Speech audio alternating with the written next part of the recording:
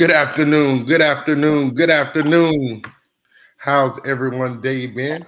Great day, beautiful day. Oh, don't worry about the rain. It's been raining off and on all day. God, with the off, gives us a little mercy so we can run to our cars or run inside without getting totally wet. Joining me today is my guy. Get that virtual high five. My guy, BC. Brennan Coker, head coach for Covington Lady Lions volleyball, and also for the Covington Volleyball Academy, who is one of our show sponsors for today. Man, that's a pretty clean logo there for your volleyball club. I like that. Thanks. I It- appreciate it. it's clean and aerodynamically designed. It says, I'm going to whack this volleyball in your face. Right. Man, so what we doing here today, B? Tell the people what we doing here today. So pretty much we are here on the eve of the state tournament, and we're gonna just talk about the teams and their seasons and how they've been doing and who they have going up in the semis or the quarters. I'm sorry, and just our picks, our overall picks for the whole thing. So Yeah, yeah, excited. yeah. I'm super excited, man. I don't know if anyone does a volleyball show in the state, man. We really need to figure out a way to make this a regular thing and get kids on, man. Yeah, that'd be great. It really would, and the kids would love it. The kids would love it. The coaches would love it. Uh, I'm definitely I've fallen in love with volleyball, man. Uh, getting to watch so many girls play throughout the season and seeing them give their all on the volleyball court. If it doesn't make you happy as a fan, you're probably just a miserable person. Ooh, I didn't mean to say that out loud, child. Forgive me. I did not mean to say that out loud. Man, where we starting? Division We are 5? in Division 5 1A. Division 5, 1A.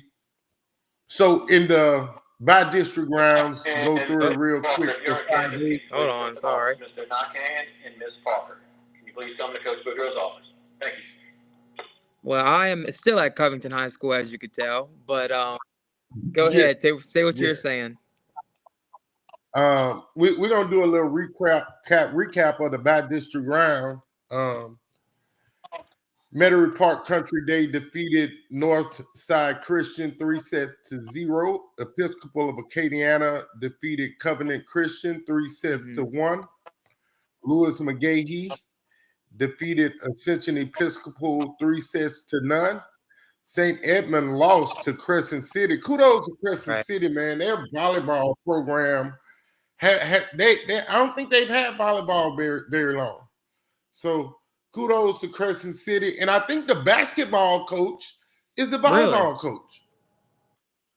Or he's assisting with it or something. I'm gonna have to call him and check Yeah. on that.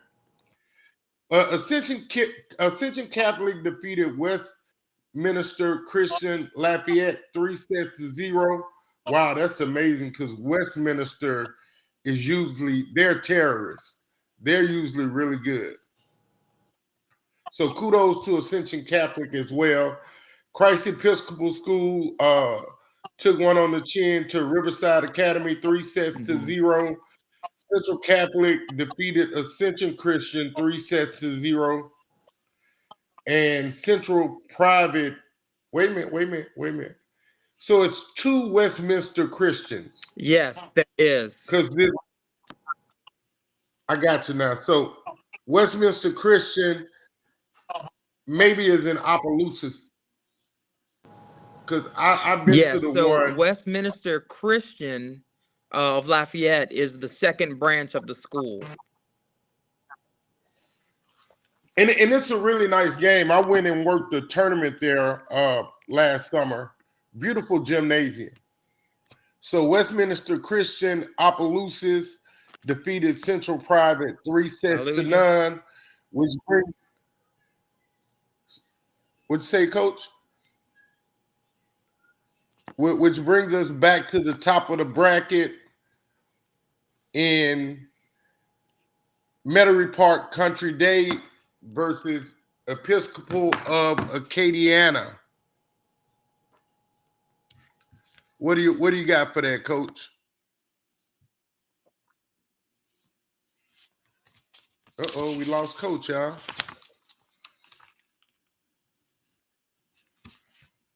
Back. You're back. All right. Technical difficulties, huh? Hey, that happens sometime in So technology. yeah, what we were saying was Westminster Christian Lafayette. That is the second branch of the Westminster Christian schools, right? Westminster Christian, the original one is in Opelousas. Okay, so that's what we're seeing. That's why there's 2 in 1A. Right. And so to go back to the top of the bracket, Country Day versus Episcopal of Acadiana.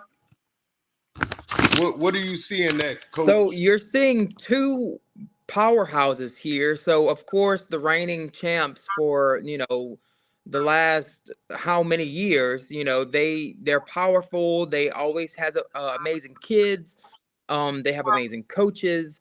They're gonna be a force to be reckoned with, right? But I want to say that Episcopal of Acadiana, they should not be mistaken. They should not be don't count them out for the fight, because I think it could very well be a really long match of back and forth. Stuff. They have really good outsides, a good setter. They're very dynamic. So I mean, we played them here at when I was at the Woodlawn tournament in the first weekend, and man, they put up a huge fight. We lost by 2 each set. I mean, they were just dynamic and really good. So I think that's going to be a really great game. Right. I agree. And guys, this is barring no injuries to players, because in high school they don't put out injury reports. Okay, they don't put out injury reports in high school. So what we're giving you is based off of the knowledge that we have right now. All right, maybe one day we do this long enough, we can get to a place and a point where we get coaches to send us the injury reports, especially in this time of the year when it's most critical for us to be at our best to give you the things that you need to understand how this is going to play out in the quarters, semis, and finals. For Country Day, Leah Beverly, middle hitter, got an invite to the top players camp before the season started that was held at St. Joe in Baton Rouge. Really great camp. I was able to be in attendance for that. Coach, you were there as well. Again, we learned a lot about volleyball that day. And again, we want to shout out the University of Louisiana and Lafayette volleyball coaching staff for coming in and doing a coaching clinic and using our girls to demonstrate attacks and defenses and all that great stuff that makes volleyball great. Coach, I'm gonna give you the first pick, Coach. Country Day or Episcopal of Acadiana? It's going to be great. It's going to be a great game, but I mean, they're not number 1 for nothing. So I think I have to give it to Metairie Park Country Day for sure. Right. Definitely going with Country Day. They've won, I believe, 16 out of the last 18 state championships. And Coach, let's talk about this one quick for real second. You give me your thoughts first, and I'm gonna give you my thoughts. When you look at a school like Country Day that has excessively won at the Division 5 level, is it or should it be a situation where the LHSA steps in and say, hey, we know what your attendance numbers are, but you just dominated this category for far too long. Let's move you up and see how well you compete in Division 4 or Division 3. What's your thoughts on that, Well, Coach? I mean, like you said, like they have their numbers, right? Like if they had more kids, they would move up. They could always elect to move up for 2 years and then drop back down, and just to see how things went. But this is a school that can beat anybody on any given day, on at any given time. But I think I try not to think too hard on it. I know that they got to where they were because of hard work and discipline. So I That's mean, right. if they've created a dynasty, right? So it's not their fault that they're doing so well, right? They've put in the No, it's not. time. They've It's put not. in. They got their kids in club. They're doing things the right way, and they're benefiting from it. So it shouldn't be a punishment or a have to get there or I think let them ride the wave, and if it continues, it's great, and if not, the next victor is up. Gotcha. I understand, and not for me. Everything I do in life, I compete. I compete against other people. Right, I compete against myself, and so just for me, from an advantage of competing again, like you said, they can elect to move up for 2 years, and I do it just to see where I stood. And if nothing ventured, nothing gained, and if you don't have the desired results that you want to see, you can always drop back down. right. But that's the way love goes. 4-5 matchup: Crescent City, Lewis McGahee. Yeah, so I mean, Lewis McGehee has been, a powerhouse for so long, at least since I've been coaching, when I came back to Louisiana. So, um, they have a great coach, Andy. She's great, and I love what she's done or has been doing with the program. Crescent City, I don't know too much about them, but I know that they've been in the talk for a good while now, and they've been doing the due diligence, and here they are. If they didn't, I'm not sure if they made it last year. I want to say they did. So here they are back in the quarters. So I'm excited to see this matchup between those two. Right. Louise McGahee has a new coach this year. In her first year last year, they had another lady. We played them both years. They demolished us last year. I can't even lie, man. They beat East Ascension like they were a drum last year. And they don't have a ton of size. Right. They don't have real power hitters. But in volleyball, in my short time of being a great big fan of volleyball, back row is king or Right. queen, shall we say. If your back row defense is really good, you're going to be really good. You Right. got to be able to pick up those digs. I'm gonna, in no disrespect to Crescent City. Again, they have girls that have worked their butts off to get to where they are, and we got to acknowledge that as well. But I'm going with Louise McGehee. I don't know. Yeah, number 5, McGee. Mm-hmm. 3-6 Yeah. matchup. Go Say it ahead, again. Coach. No, you're good. Go ahead. 3-6 matchup: Ascension Catholic, Riverside Academy. Man, just when you thought, again, when you think of Riverside, it's always been boys basketball, football, girls basketball, then volleyball. And when the legend Timmy Bird left, I know a lot of people thought that the school would just shrivel up and die. They didn't. Right. They've hung around. They're winning in football again. We got to see what basketball is going to bring this year. But volleyball has been consistently good over the last couple of years. They're winning a lot of good games. And so, again, not a lot of size. Not a lot of size. And again, these are small schools, Division 1A schools we're talking about. So we're not really expecting a lot of 6'1", 6'2", 6'3" girls. That is true. Again, they take on Ascension Catholic out of Donaldsonville, Louisiana. We didn't when I say we, everybody know my daughter played for EA, so it's no secret, but we didn't play them this year. Generally, the last couple of years we played them. They're scrappy. They've been scrappy. What do you know about these two teams, Coach? Not too much about Riverside Academy, but I've watched them through the rankings the whole year, and they've been doing exceedingly well. I do know a little bit about Ascension Catholic, though. With my time at Red Storm, we had a few of those girls, and then Impact had a few of those girls. So, if they haven't been on a team I've coached, they've been across the net. So it's always been something great to watch.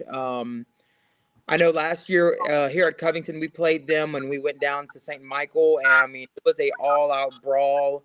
We went to 3 with them in that tournament, and it was great. They have a phenomenal middle blocker, Ava Landry. I mean, she is a firecracker. She gets up. She's explosive.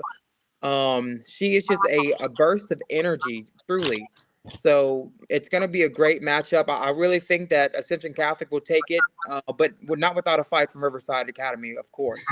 They are led by Coach Janelle. I mean, she is a fighter.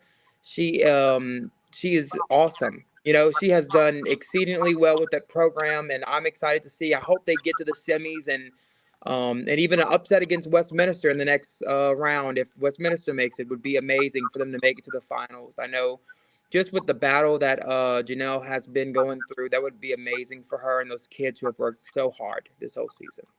Right. I agree. So try to give you a player or two from each team, every one that we have access to. For Ascension Catholic, the setter position offensively is queen. Good passing leads to great setting, which means great attack attempts or great kill attempts. And that's Ava Gordon, setter for Ascension Catholic. She's again, they are more than formidable. They're gonna compete. Size be damned. Just what it is. And you cannot just say, okay, yeah, this is not going to work out, because they're in the quarters. You don't get there by accident. Nobody is rolling over and playing dead for you to get to the semifinals. That's and true. Again, if you guys don't know this or don't understand this, all you got to do is go and check out a volleyball game.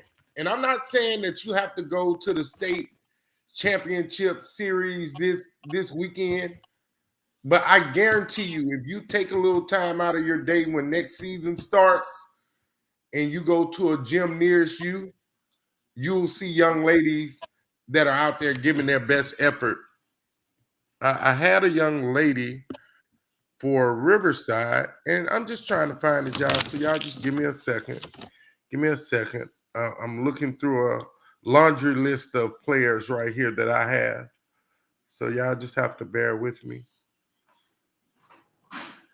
because it's too many kids for me to just know right off the top of my head. Right. Seniors change like night and day. Kids graduate. Kids decide to quit, or whatever the case may be. Also, for Ascension Catholic, we want to showcase senior outside hitter Kaylee Brown, who's been essential in the winning. Coach, I can't find it. And if I come across it again, I'm going to give her a shout out for Riverside. So y'all forgive me. Okay. Okay. Next up, Central Catholic. No, I'm sorry. Yeah, that's right. Central Catholic, Westminster Christian. Uh, I think that's the young lady number 7, Central Catholic in Morgan City. Yep. They have two really good bulldogs. Oh yeah. In the middle for Central Catholic. Again, I only know number 7 so well because we played them a ton, and they're tough, they're competitive. But I feel the same way about Westminster as I do Country Day, y'all. I'm sorry. I'm sorry. Westminster, they are hurt. You know how they say she is her is she. Mm-hmm. They all that, bro. I love watching Westminster play. Oh yeah. You're gonna see a bunch of girls that can move on the court. They have great lateral agility, and they're gonna get that. They're gonna get those pancakes. They're gonna get those digs, and they'll be right there. What do you see, Coach? No, yeah. So we again we got to play Central Catholic this year. I mean, that's a match. I mean, being very honest, I did not think we were going to get that win, but we went in and we outlasted the middles.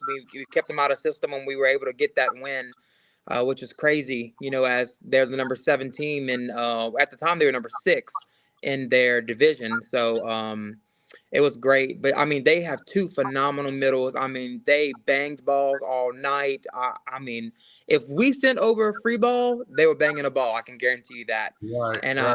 the same way could be said about Westminster Christian. You know, they have a phenomenal libero. She is everywhere. She's flying everywhere, getting things up.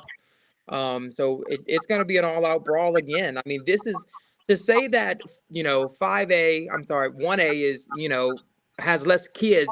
Man, these kids are phenomenal, right? Like they are just all out. They're everywhere. They are athletic. They're dynamic. They're doing great things. And I think it's just a huge testament to the club volleyball system that we have here in Louisiana, right? I mean, Right. everything is growing, everything is getting better. But to go back to the question, I love Central Catholic, and I mean that's where I want the underdog to win. But I mean, I have to give it to Westminster because they are always consistent.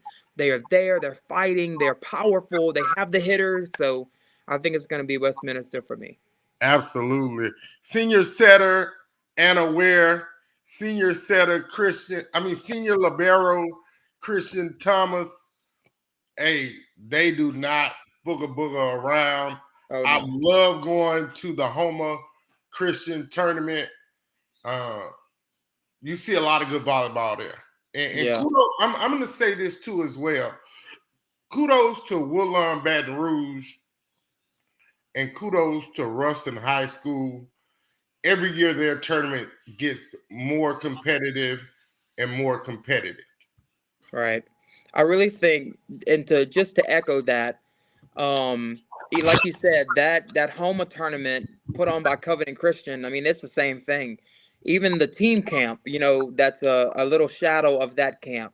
I mean, that tournament is amazing, and the competition that goes out there every year is phenomenal. Craig does a phenomenal job with the matchups.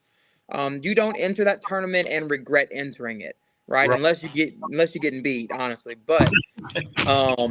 But same with Ruston. Like we went up to Ruston this year here at Covington. We loved it. It was great. And then we also enjoyed going to Woodlawn and Baton Rouge for the South Louisiana Invitational. So just like you said, kudos to those coaches and those staffs for putting on a phenomenal tournament. And kudos to the teams for continuing to go back every year, right? And Right. be loyal and just growing the game and everyone's, you know, getting great touches. So Absolutely. Absolutely. So I think Coach and I agreed on all of them. Metairie Park, Country Day advancing. Louise McGehee advancing. Riverside, right? I mean, Attention Catholic. I gotta go with Ascension Catholic. I mean, I'm loyal. and Westminster Christian. Not going to go into too much in detail. Right. Top of the bracket is Country Day, McGehee for us. I got Country Day.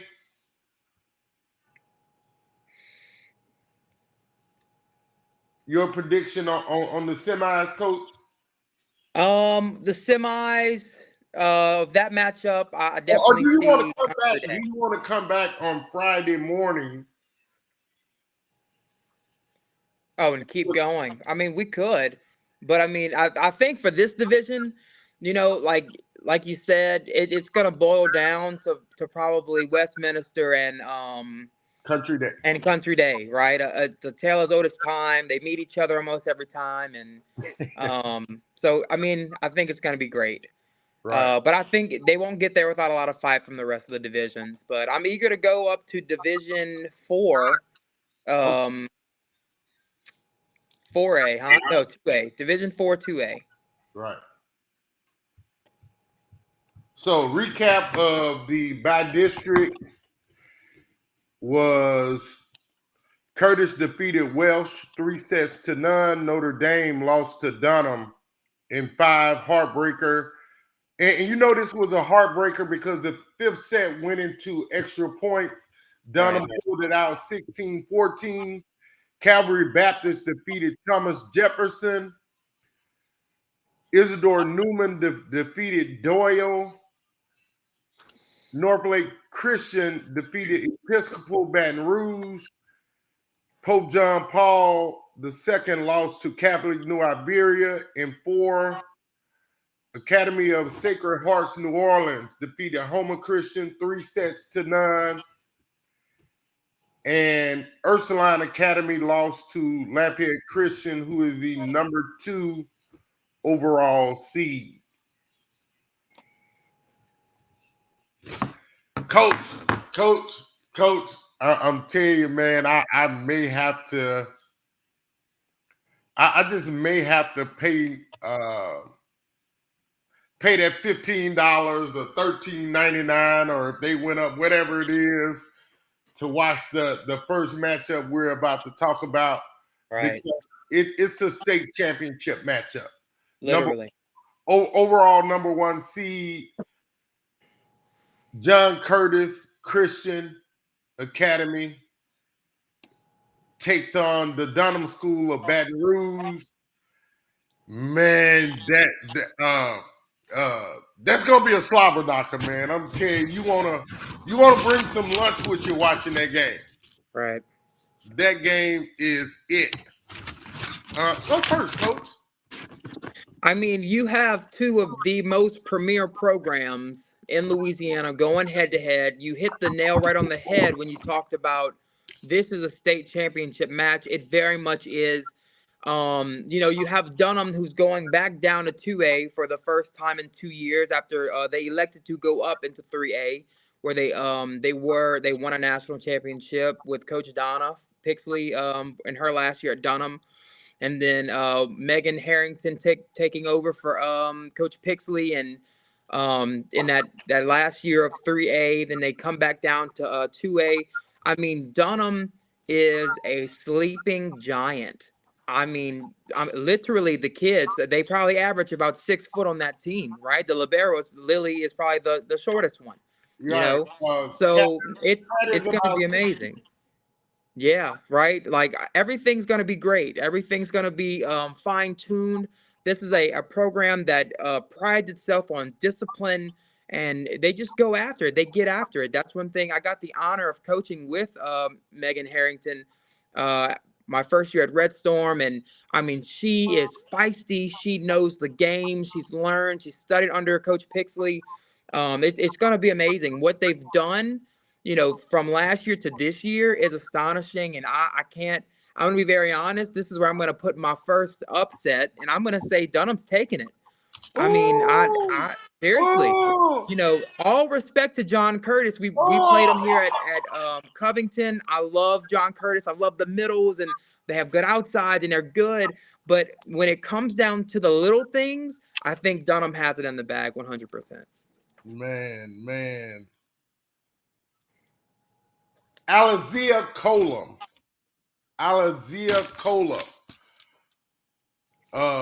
Junior right side setter. Curtis has been number one all season long. Right. Curtis, Dunham have met uno, dos, tres. This will be the third matchup. Is the third time going to be a charm?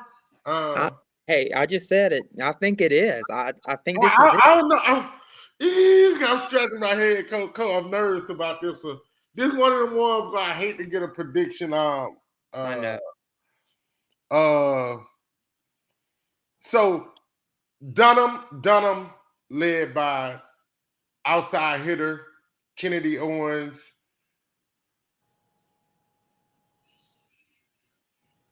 Middle blocker Bree. Mm-hmm. Outside hitter Zadie. Setter is Cat. Issa is the alternate. Yep. Issa monster at the net. Right. You got Amari Robinson who plays all around. Dunham has a lot of strengths, and I know a lot of these girls. I follow Dunham.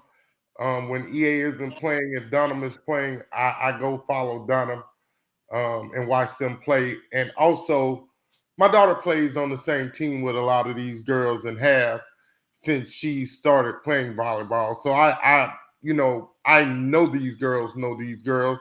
I know their strengths, their weaknesses. No, don't call me and ask me. I won't tell. Man, it's all this is a fun fact. I never went against Curtis. Really? Never went against Curtis in football or basketball. Never. One of my favorite female coaches, Barbara, who's at Southern Miss. She was the basketball coach. Barbara Ferris won about 4 straight state championships in basketball in a row. John Curtis wins. That's all they know is winning. They don't accept anything else. I don't even think they accept runner-up trophies at Curtis.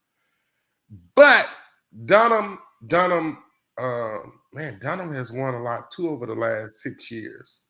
I think they may have 3 state championships in the last 6 years. Again,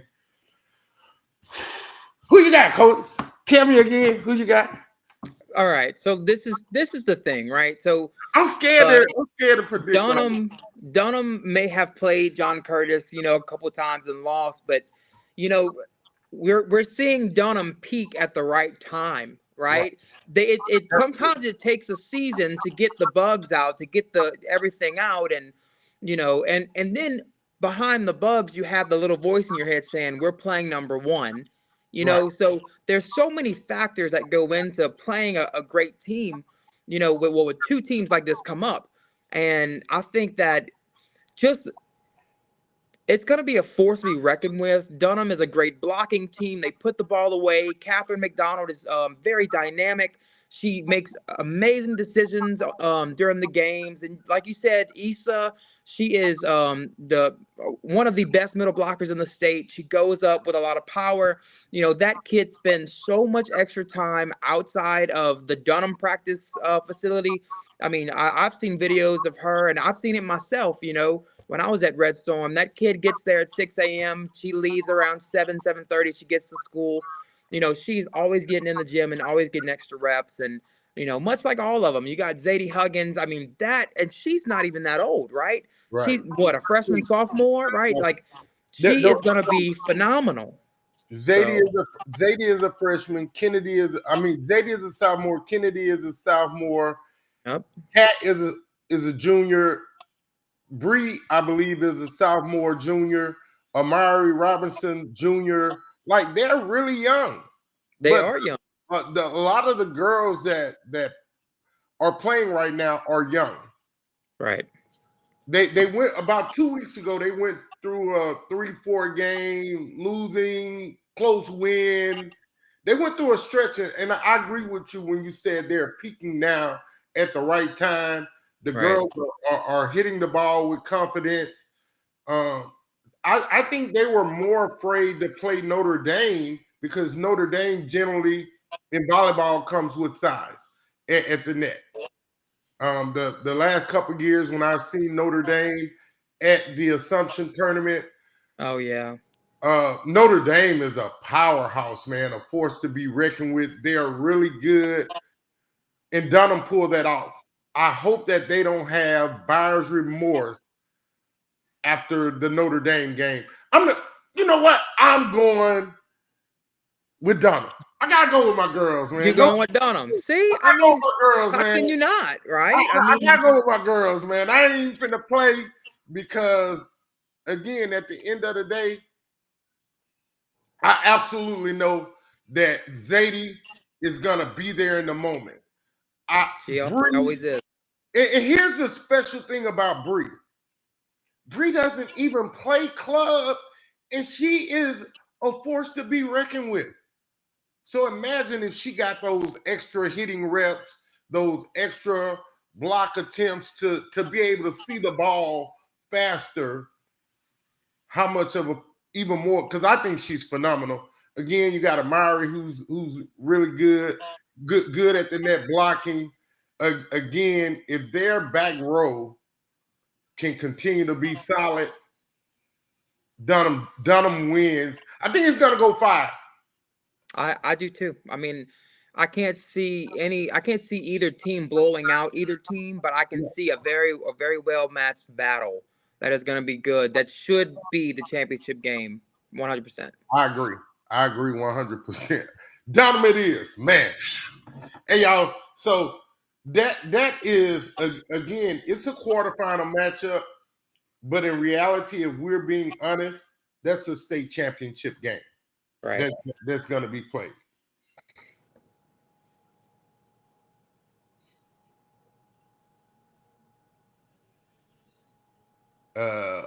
What we at?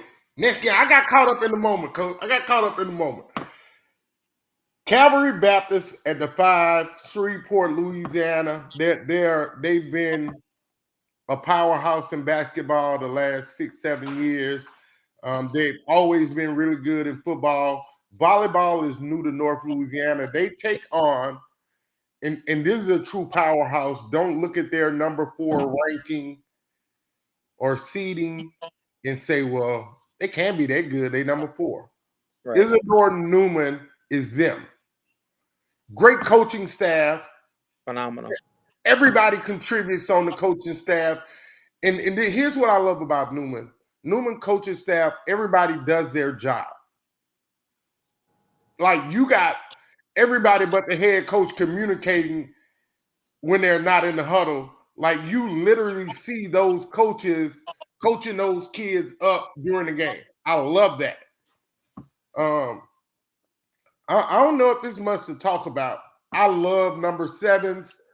Isidore Newman has a number 7 that plays middle blocker. Mm-hmm. She is hurt. She's great. I think, like you said, Newman is just one of those schools that you hear the name and you know who they are, right? So, I mean, and not even just in volleyball, but across the whole spectrum of sports, they are, really great. Like you said, Calvary Baptist, North Louisiana, they're still growing in volleyball. But I will tell you this: I'm pretty sure they have a big lefty or a big right side on that team, and she's pretty phenomenal. So I got to give her credit where credit is due. But I have to go with Isidore Newman. Like you said, the coaching staff is unmatched. They're awesome. I've befriended Drew, one of the assistants there, and He's funny. he's awesome. Funny. He's phenomenal. He is hilarious. I mean, he's perfect with the stats. He knows everything that needs to be known. Awesome with fundamentals. So it's going to be a great game, and I think that Newman will definitely go in and do the job. So yeah, I don't think I think this is a three set match. right. It's gonna be. I don't believe that Cavalry can match them in power. The power game for Newman is really good, and their back row is going to give you what you need defensively. So I don't think that that's an issue. I don't think this next one is an issue either. 3-6 matchup, North Lake Christian versus Catholic New Iberia, and I'm not trying. I don't want to seem like I'm disrespecting any team, any coaching staff. If you're at this point in the tournament, you've earned your right to be here. But North Lake Christian is that good. I think, look, North Lake Christian, it's a part of our Covington system here. I love them. Abby Bailey, the outside hitter, commit to Southeastern. She is amazing. She has a really powerful arm swing, and she has another middle in there named Chloe. She's phenomenal. Really, really great team. But you can't count out Catholic New Iberia. What Gary has done with that program, they come out from behind. They'll get you if you don't, do everything right. Hey, So I'm again, excited. You know, again, I haven't seen New Iberia play that many times. So I mean, I remember watching them last year against a very, very powerful. I don't know if it was last year or year before last, one of those years. But this is when Uhai had Hannah on the left, on the right side, lefty, Elise on the outside, like just a bunch of big name people at Uhai. And I mean, Catholic New Iberia came in and they took them out with no issue. I want to say it either was a 3-set match or it was definitely they took one set, if anything. But I mean, Catholic New Iberia is a force to be reckoned with, and I think that it's going to be a great game. This is one where I'm kind of hard, and I don't even want to pick because it's going to be. I just want to wait and see, man. So I don't know. I'm gonna stick with my loyalty to where I'm at on the North Shore, and I'm gonna go with North Lake Christian. But I think that Catholic New Iberia will give them a run for their money, 1,000%. right. I'm telling you as a guy that has watched North Lake Christian a good bit. I love the way they play. They're a fighting team. They Yeah. don't be boogieing. And yeah, North Lake Christian. 2-7 seed up next. Academy of Sacred Heart New Orleans at the 7th seed. Lafayette Christian at the 2 seed. I gotta say this, man. The first time I saw Lafayette Christian, I was not impressed. I just wasn't. They didn't have their regular coach. They were out that weekend. I don't know why. It ain't none of my business why either. See that I mind my own business. But I wasn't impressed, but they keep on winning. You cannot dislike a team that keeps on winning. Right.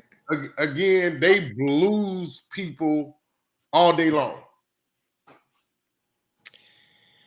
So I haven't seen Lafayette Christian too much. I think they're a phenomenal program. They're led by a phenomenal coach, a one of a kind coach. But just the same could be said for Academy of Sacred Heart, right?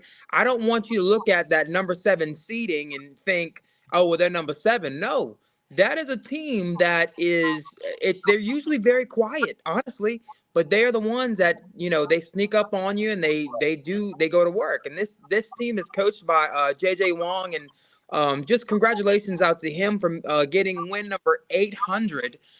This is a decorated coach with so many different state championships and just at different places. I know he was at Mount Carmel, I believe, and then Ursuline Academy, and now he's at Academy of Sacred Heart.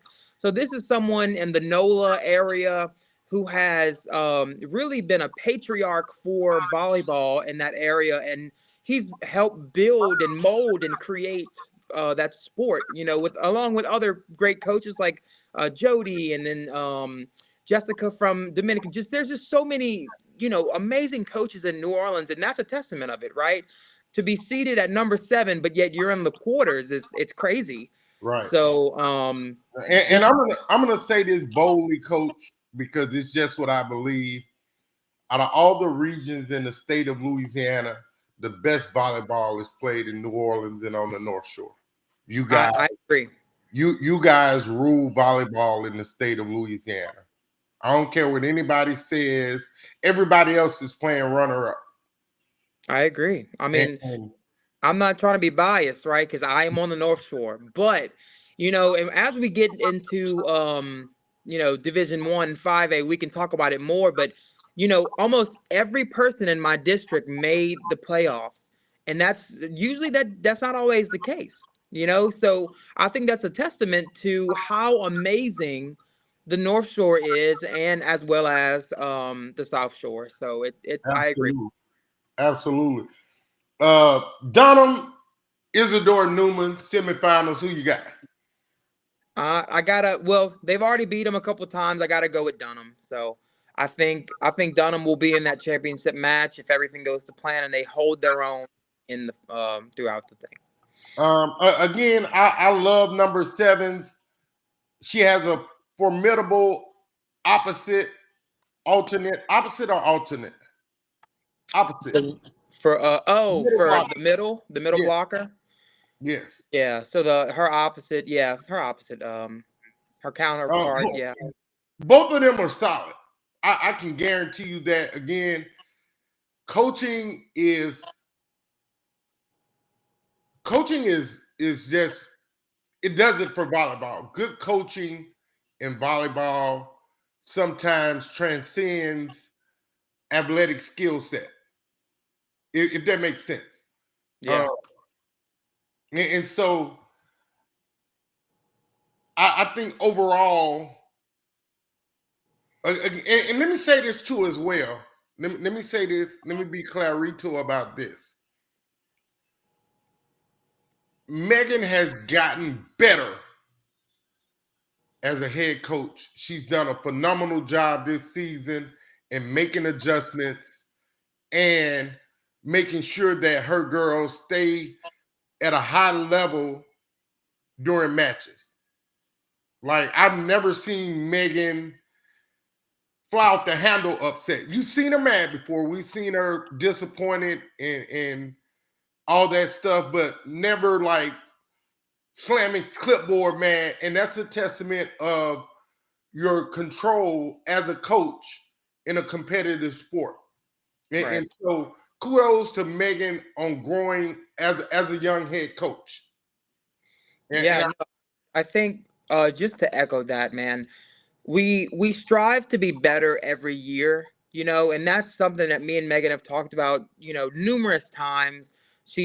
Even to me, she's been a phenomenal mentor, and she strives to be a better head coach every year. She learns from mistakes, and she goes after it, and she expects that from her kids too, right?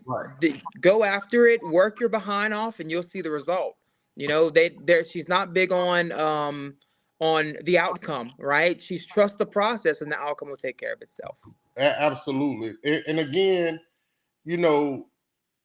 I'm just going to say what I feel, and I don't really care if people agree with it, disagree with it. Megan has been better from the first time I seen her as a head coach to just a week and a half ago when they played their first round game against another Shreveport school, C.E. Bird, and they dominated. She made the right adjustments. She made the right changes within the game, and they just dominated C.E. Bird. Straight sets. It wasn't close, and Dunham advances. I believe Dunham. Yeah. Bottom part of the bracket. Northlake Christian, Lafayette Christian. One of the Christians are going to win. Yeah, one of them will, as they always should. I think it'll be a great game. I do think that Northlake will have the upper hand, as they have Abigail Bailey on their side. She's phenomenal. She's a force to be reckoned with. I think in the end, it will probably be a Northlake versus Dunham, and I have to stay loyal to Dunham. I love them, so I think Dunham will take it all the way.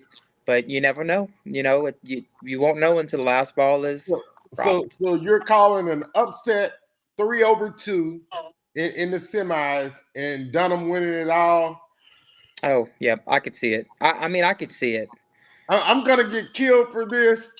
I'm gonna get killed for this. It's going 5 sets. North Lake versus. I think North Lake has more playoff experience than this Dunham group does. They are young. I will agree with you there. Yeah. And that's gonna be the difference.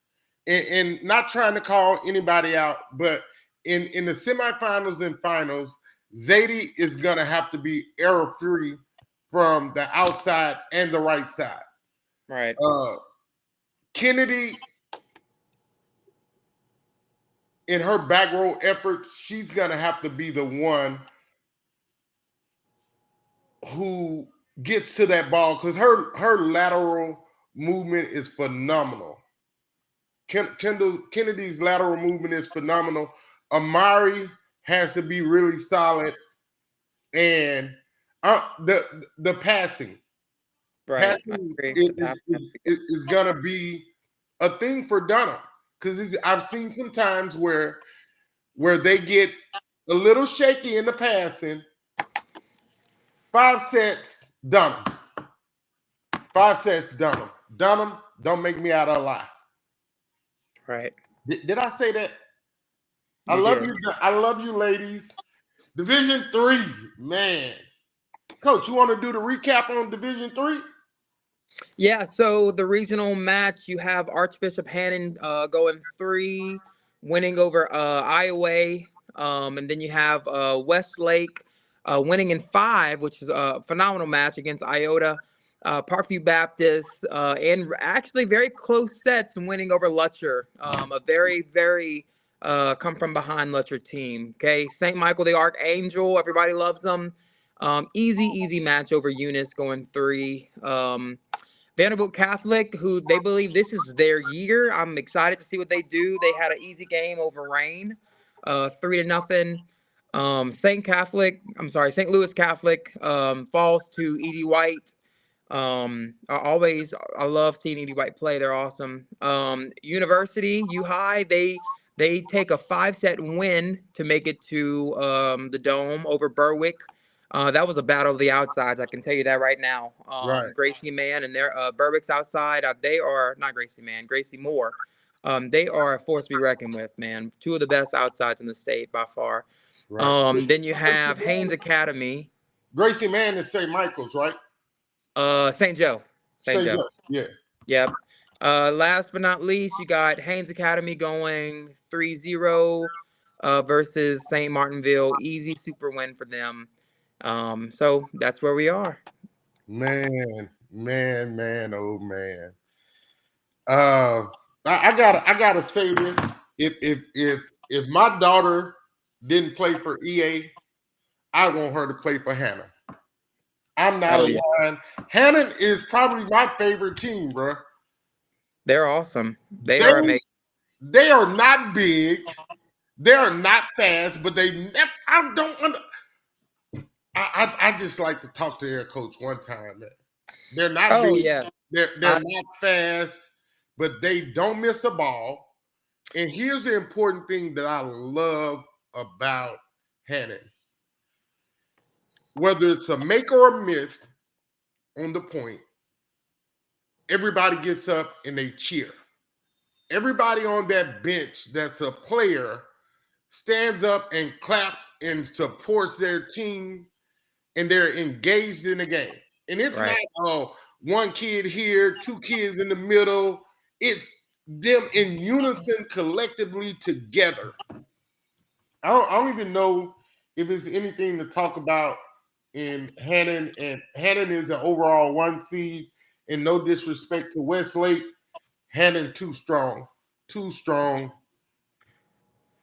Yeah, no, I can see it. I mean, I've been so lucky enough. I actually got to coach Sophie Bonifay, in her 18th year with Donna Pixley at Red Storm, and that's where I got to meet Becky Bonifay, the head coach over at Hannon. I mean, she's been so great. She's come into my gym and she's led a practice for us in the summertime. And I mean, she stresses discipline, right? I think Becky and Donna are they're so like-minded. Okay, they get after it. They hold their kids to a standard of excellence, which is amazing.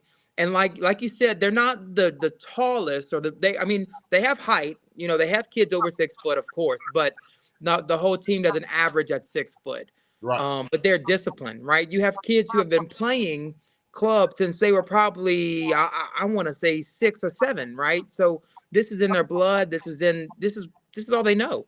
So I think it's a no-brainer. Archbishop Hannon. Honestly, I mean, we'll get there, but I think definitely into the semis for sure. Right. Hey, so I'm gonna tell you, I don't like this next matchup. I do not like this next matchup at all.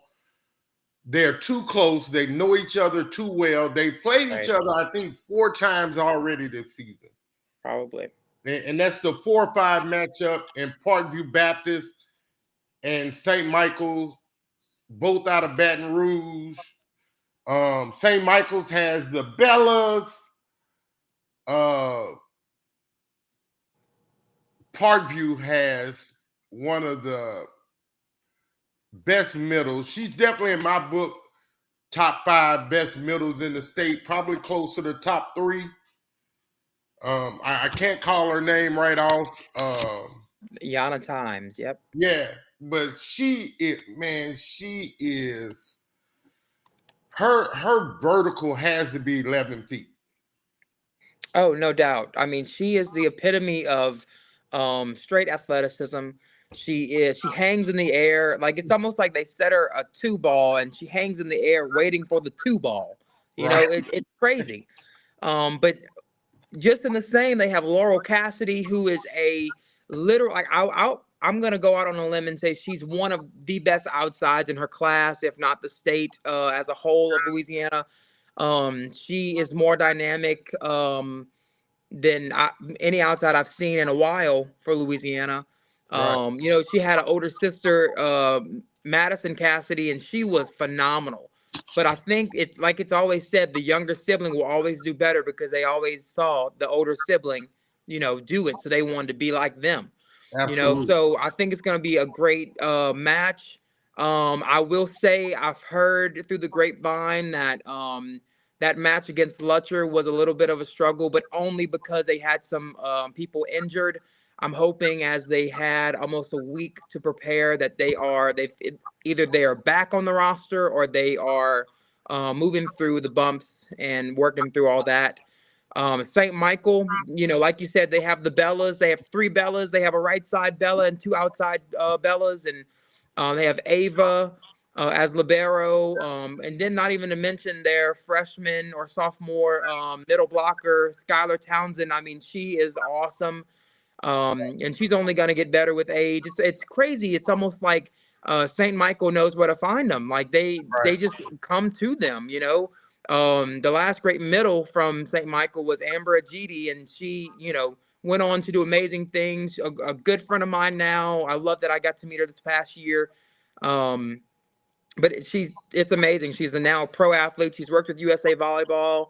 But yeah, St. Michael's going to do well. You know, they have a phenomenal coaching staff with Rob Smith and Amari Ballard and uh, Coach Wax. It's going to be, you know, great. It's all the way around phenomenal. The setting's good. The passing's good. The hitting's good.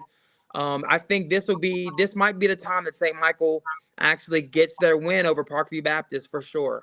So I don't know. It'll be a battle to the end, a battle of outsides, a battle of right sides, even middles sometimes. So Right. I agree. Skylar for St. Michael's is not the epitome of what a middle looks like.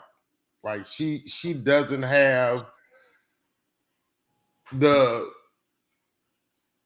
slender build like a lot of middles at smaller schools. Slim.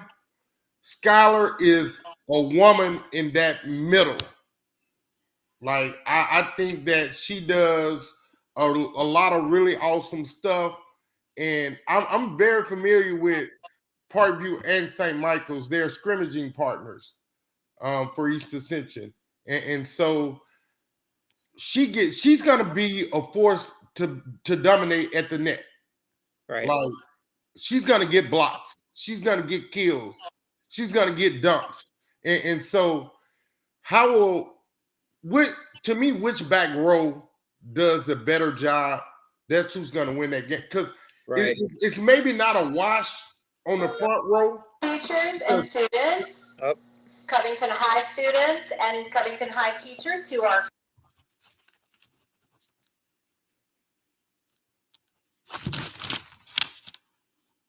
It like Kimes is such a wonderful player at the net that she's gonna definitely give St. Michael's problems, but that game is gonna be won in the back row. Right. It's gonna be won by who's most crafty in getting the sets and ball placement. Oh, definitely. And I think too, we're seeing Bella Johnston, their taller outside for St. Michael. You know, she's coming into her own. She is being dominant at the net. And so I'm excited to see that production because I don't think that she was quite there yet when they last matched up with St. Michael. But I mean, the same could be said about their smaller beach outside, Bella Bravata. You know, she is crafty. She sees the court. She finds a place. She, high line. She can bang balls too. Don't get me wrong. But I'm excited to see that matchup. And I have to say, yeah, it's gonna be great. I can't wait. I have to go with a little bit of faith, and I have to say that St. Michael will get their shot in the semis for the first time in a little while. Man, I love St. Michael's coach. He and I have a really cool relationship. Coach, I'm still waiting on my interview. See how I threw that in? I just think that Parkview is the more seasoned team. And I'm never going against Times.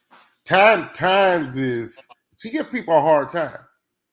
I agree, but when you think about it, if they keep them out of system to where they really can't give her the ball a whole lot, then I think they have a shot. But the opposite side, if Skylar doesn't get to hit a lot of balls, the Bellas will. So I think that it's going to be about ball control and who can better the ball the most. I hate that word. Sometimes you just can't better a bad ball. Right. Well, yeah. I hate that term. That's the worst term in sports because you're telling a kid who especially on a quick set, when the ball is served right there at the net, and all you got to do is be a quick jumper. And you don't even have to have wrist or elbows in the middle of the above the net. You just got to be right there because sometimes the ball isn't that. I guess it's about 10 inches above the net is the best placement for a good strike, good kill attempt. But when it's so low, it's hard to better that ball. Right. I get what you're coming from. And so for me, I just I love to see the outside set, and I love to see the young ladies starting from the 10-foot line and they make their approach, and all you see, Kennedy Owens is really good at that. Like you see her, it's like she's gliding in the air, right, to get to the kill attempt. So I'm going to Parkview on this one, Coach. All right, that's the first one we disagreed on. I like it. I don't even think it's so much of a disagreement. I think that like she's just gonna be ready to play. Like, yeah. And sometimes will is greater than skill. Yeah, I mean the will to win can't be beat. Right. Who we got next? Who we got next? All right, so next we have Vanderbilt Catholic and Edie White. This is a district matchup for them. Right. I think it is going to be an all-out brawl. I mean, I can't say anything else. Vanderbilt Catholic has some great outsides, and But so, oh man, Edie White has the full package.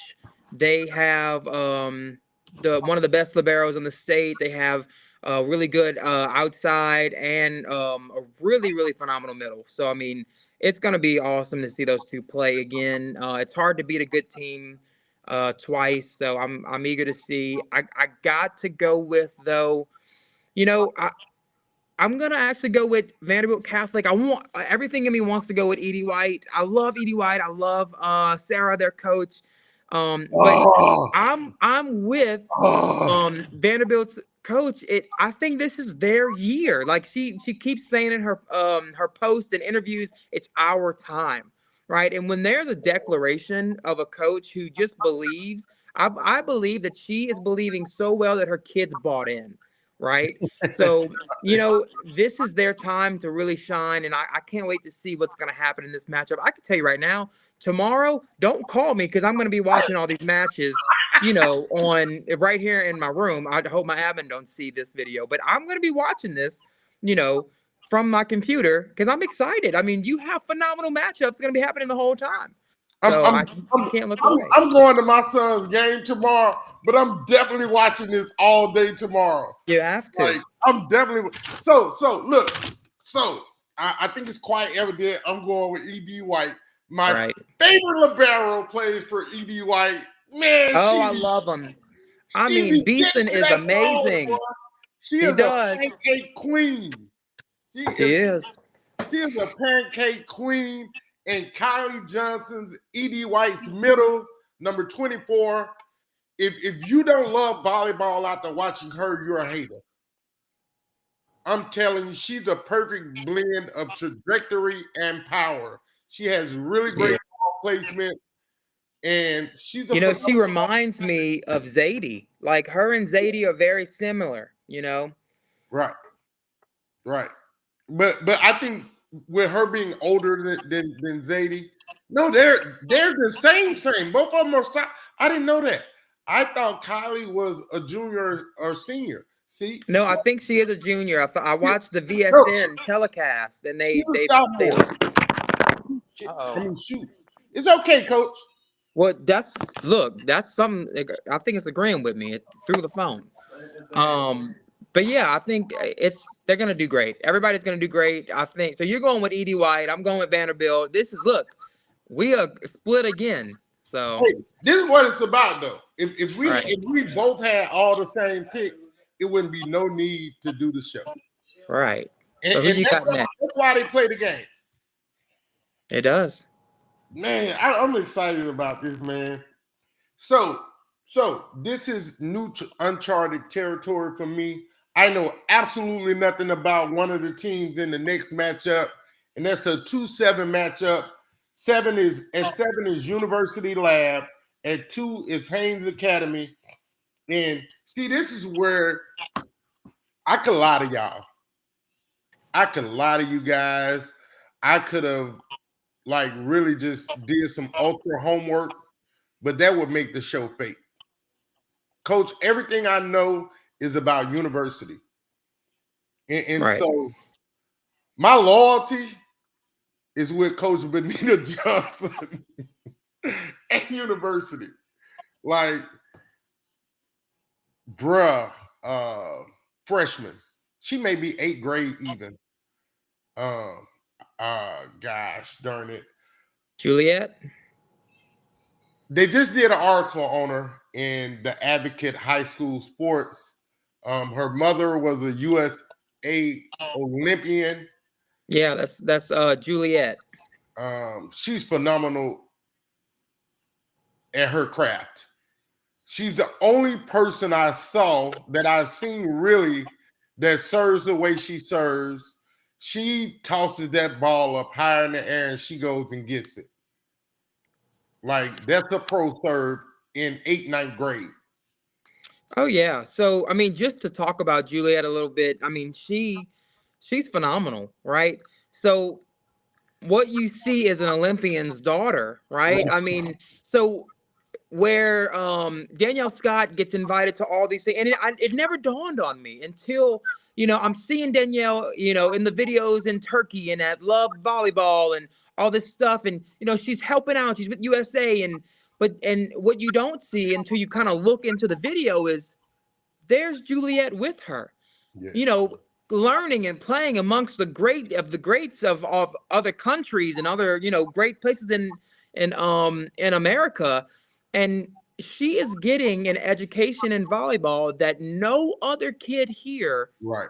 will ever get. I mean, and, honestly, let's be real. Right. Not Laurel Cassidy, not Abby Bailey, not Kaylin Sharp, not like none of these people are getting this because they're not picking up and going to Turkey for the weekend to help mom do a clinic. Right. So it's awesome. What an amazing opportunity she's getting, and I hope that she continues to grow. And she's playing for WD this year, which is phenomenal. It's going to be amazing. And I she's can't playing wait up with the 16s, I believe. She is. Yes, she's playing up with 16s, and it's going to be great. I think she's on the right path. Absolutely, man. So in volleyball, when you talk about the number 1 and number 2 seed, let's be completely honest here. Those teams are generally powerhouses. You don't get in the top 5 in volleyball unless you're really freaking good. Right. So I'm not gonna disrespect Haynes Academy like that, even though I don't know nothing about them. University is gonna have to come out and win that game. Riley at middle is gonna have to do her job.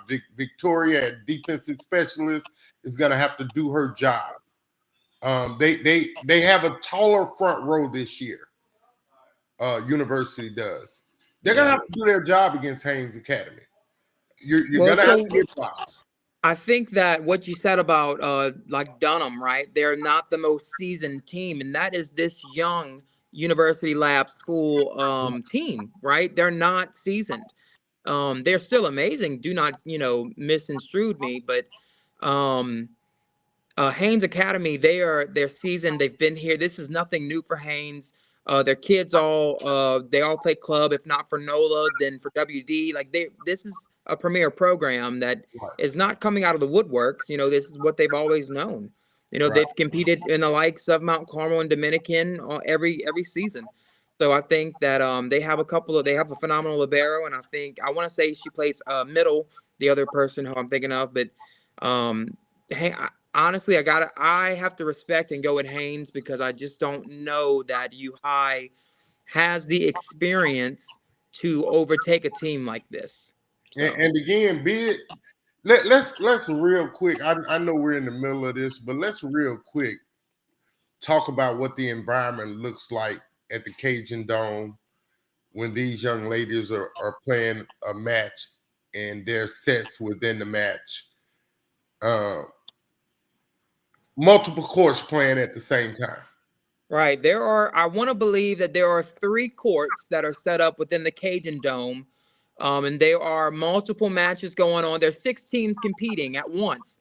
And I mean, it can be so overstimulating because, match, over there in 5A is going on and match against over here in 1A and 3A. Everybody's playing, and you just hear people cracking balls, banging balls, making saves. Everybody's yelling, everybody's cheering.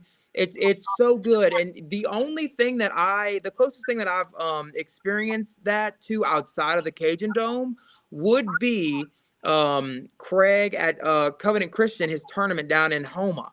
That is exactly the same setup as State, kind of those 3 courts in the middle and then some courts on the side. But that is the closest thing I've seen to that environment. And here's the other really important thing about that, Coach, and that is when you're at a Ruston sports complex where they're playing 3-4 games at the same time, or you at a Woodlawn where they got two games going on in the main gym and a game going on in the back gym, or if you're at the Sportsplex in Baton Rouge where Dunham plays their tournament set and you got 5 courts going on. Or again, we referred to the Homa event multiple times. Y'all should know that by now. The major difference is if you miss a ball in Homa, Baton Rouge, Ruston, or back to Baton Rouge, it doesn't cost you anything because that point doesn't it's not that it has no value, but missing a ball in a regular tournament versus the state tournament, you take your eye and see something that happens on the court next to you. If you miss that ball, that could cost you a game-winning point, or that could cost you a game-tying point that sends you home forever for either your A, volleyball life, or B, your next year's season. Right. Which is detrimental to your heart. So let's be clear about that. You have to be fully functioning and fully aware of your court during this state tournament environment. 100%. And so I'm gonna go over this again. I'm not playing with you, Coach. I'm not playing with you for real. Haynes Academy, you got Haynes Academy? You know what, man? I just can't, man. But Benita and I have been. I watched Benita win on the AAU level. I watched Benita win in high school basketball. I watched Benita win in high school volleyball. She's won a lot. She's won a lot. I got university on this one, bro. I can't do it. Again, both teams have exceptional coaching. Both teams have really good star power, and I also believe that's gonna be a 5-set match.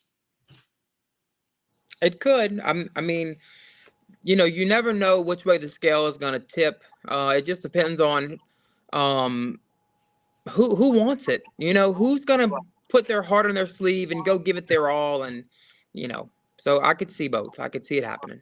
Absolutely. Hannon Parkview for me, Hannon St. Michael for you. I'm just going to say it. I got Hannon winning Division III. I do too. Hannon, hey, I'm telling you guys, if you can't make it to the Cajun Dome, go in and go to NFHS, National Federation of High School Sports website, and pay the subscription to watch the championship series, and then do what I do. Go in and stop the payment. Because you don't need to pay a year round. It's nothing like you just don't.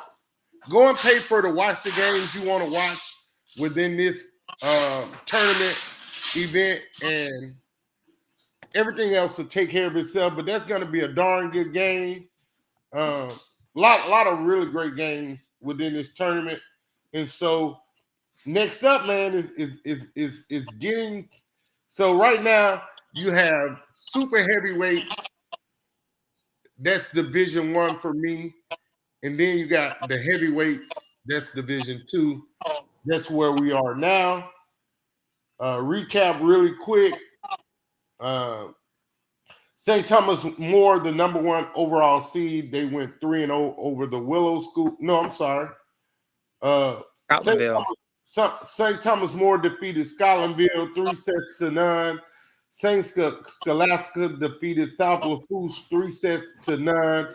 Academy of Our Lady defeated Northwood 3-0. North Vermilion lost to Lakeshore 3-0. Ben Franklin, they like that. I love Ben Franklin. Great coach there. They defeated Cecilia 3-0. Bell Chase loses to Turling Catholic. Minnesota Twins logo. That's a baseball analogy for you non-baseball people. TC is the Minnesota Twins and the Turling Catholic logo. Kenner Discovery Science Health defeats a decent Natchitoches Central is another one of those teams, man. They're up and coming and they're growing in the volleyball ranks. Assumption lost to Sam Houston in 4. I talked to Coach Kia Converse after that game, man. She was, and look at these numbers now. Assumption didn't go down without a fight. 28-26, 24-26, 25-22, and 25-12. You know, Sam Houston is really freaking good. Their middle blocker, middle hitter. She's another young lady that got a 11-foot vertical. Their DSs and their liberos, they do their job as well. So coming out hard, St. Thomas More, St. Scholastica. I don't think we need to talk about that one. We really don't. I mean, again, that's another Covington school, SSA. You know, but I can't be loyal here. St. Thomas More will probably take it. But you know, just to talk a little bit though about SSA, they have a phenomenal middle, Julia. She's awesome, and then a really, really leader in their team, a lefty, Mia. Just phenomenal. But I think that St. Thomas More will take it without a fight. We played SSA at the end of the year Dunham tournament this year. They're gonna fight, man. They are gonna fight. You're gonna know you're in the game. Right. But again, when you talk about the number one overall seed, generally they win it almost every year. Like that's just what volleyball is. You're not gonna have a lot of fluctuating in who the powerhouses are in volleyball. Academy of Our Lady, Lakeshore, Coach, that's all you. Oh yeah, so Lakeshore is here on the North Shore as well. Academy of Our Lady is on the South Shore, so you're getting a shore-on-shore match right here, a battle of the North and South. Lakeshore, I mean, Lakeshore has actually beat STM, like they've done it.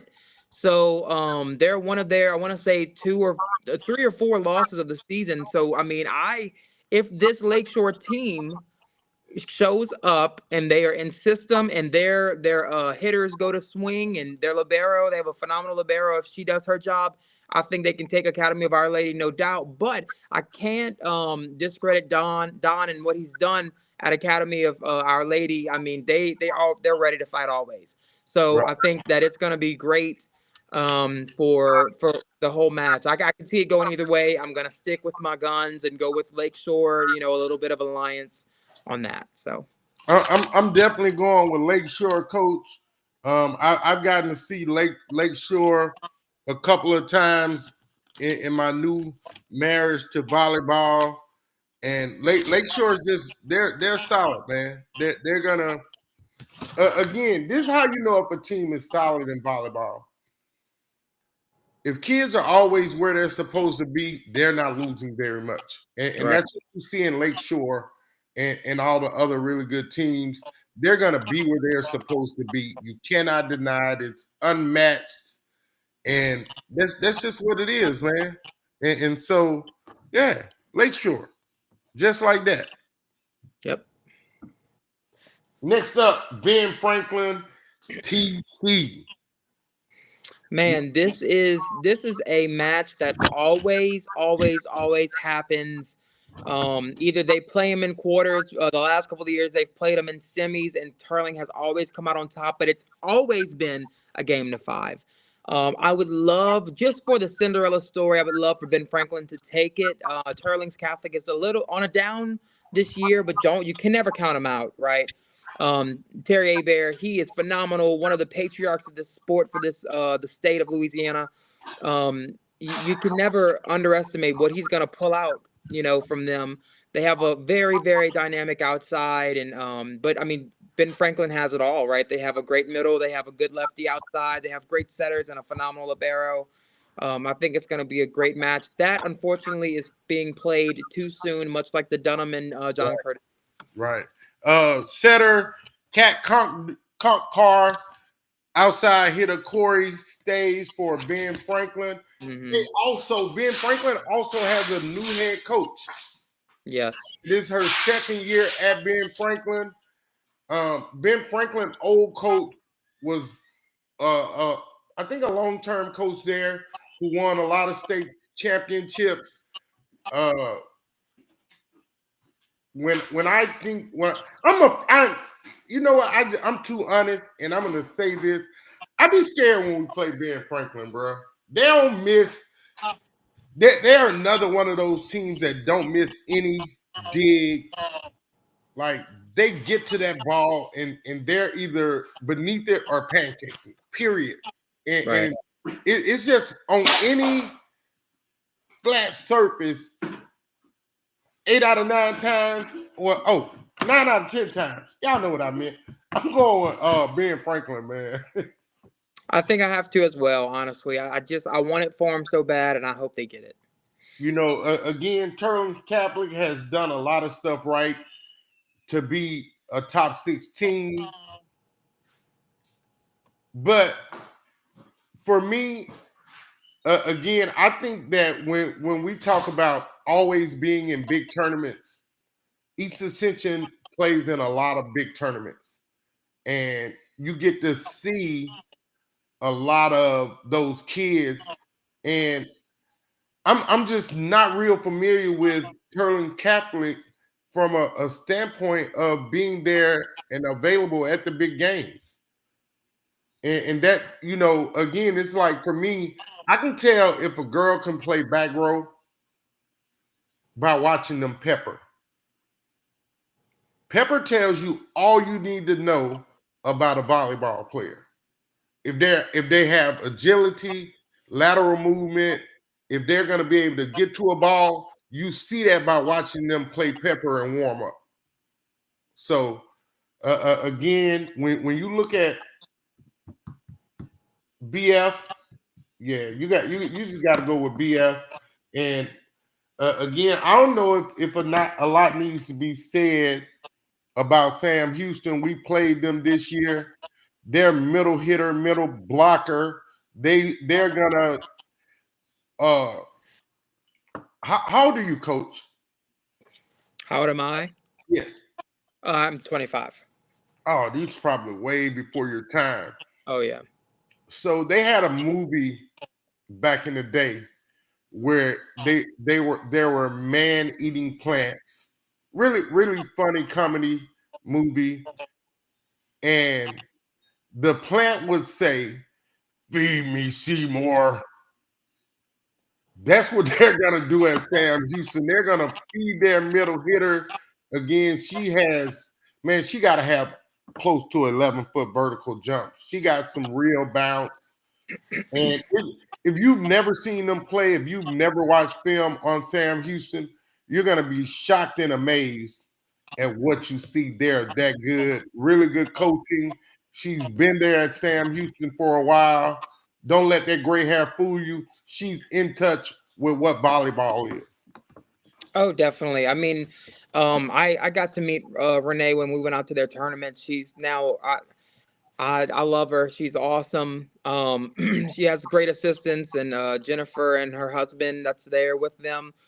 You couldn't ask for a better staff and you couldn't ask for a better program. You know, Renee exemplifies hard work, dedication, and what trusting the process looks like. You know, I can tell you that Sam Houston was not always the best of the best, and now they truly can claim it because they've put in the work, they've put in the time, they've given when it hurts, and I'm excited, and I really hope that we find ourselves with a public school in the finals for just it would be the best Cinderella story for Renee going out in retirement, and congratulations for her. It's going to be great. But my vote is going to be Sam Houston. Kinder Discovery does have a really, really great libero. I got to work with her at the UNO volleyball camp, and I think she's phenomenal. But I don't know that she will be enough to stop not only Ava, the middle, but also Aubrey Porter, the outside, who is one heck of an outside. I mean, she bangs balls, and she's not even that tall, So I'm excited to see. I think it's going to be a great match.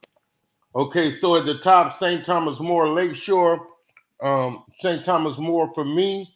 At the bottom, now that's a scary matchup. Go ahead, Coach. First matchup. First matchup.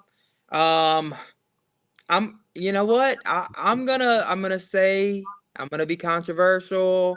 I gotta stick with my Lakeshore. I gotta go. They already beat them once. They're gonna get them again. Hey, good luck, Lakeshore. Again, no disrespect Coach, let me do something real quick. Okay, can you give me 10 seconds? Yep. And now when I do this, Coach, I'm gonna need you to say a word